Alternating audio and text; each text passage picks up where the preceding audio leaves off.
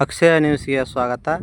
ಲಿಂಗಸೂರು ಪಟ್ಟಣದ ಪ್ರಮುಖ ರಸ್ತೆಯಲ್ಲಿ ಮಣ್ಣು ಹಾಗೂ ಕಸ ಘಟಕ ಹಾಗೂ ಧೂಳು ತುಂಬ ಇದ್ದು ಕೂಡಲೇ ಕಡಿವಾಣಕ್ಕೆ ಒತ್ತಾಯಿಸಲಾಗುತ್ತಿದೆ.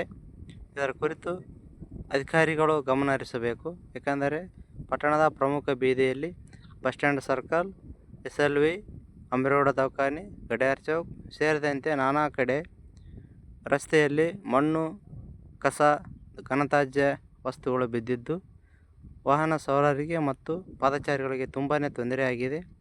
ಮೈತುಂಬ ಧೂಳು ಮತ್ತು ಕಸ ಕಡ್ಡಿಗಳು ಬೀಳುವುದರಿಂದ ತುಂಬ ಅಪಘಾತಗಳು ಕೆಳಗೆ ಕಾರಣವಾಗುತ್ತಿವೆ. ಇವುಗಳ ಕಡಿವಾಣಕ್ಕೆ ಪುರಸಭೆ ಅಧಿಕಾರಿಗಳು ಮುಂದಾಗಬೇಕಿದೆ.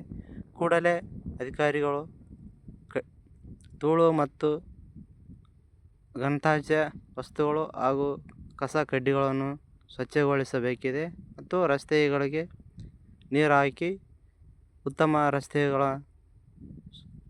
ಸ್ವಚ್ಛತೆಗೊಳಿಸಬೇಕಿದೆ.